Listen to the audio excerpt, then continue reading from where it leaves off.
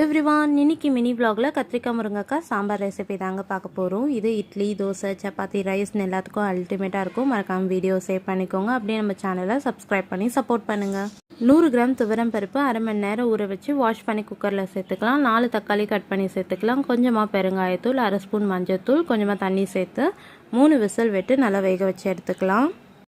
இப்போ நம்ம சாம்பாருக்கு தாளிப்பு கொடுத்துடலாம். ஒரு பாத்திரத்தில் தேவையான அளவு எண்ணெய், கொஞ்சமாக கடுகு வெந்தயம் நல்லா பொரிஞ்சு வந்த உடனே கருவேப்பிலை கொஞ்சமாக சேர்த்துக்கோங்க.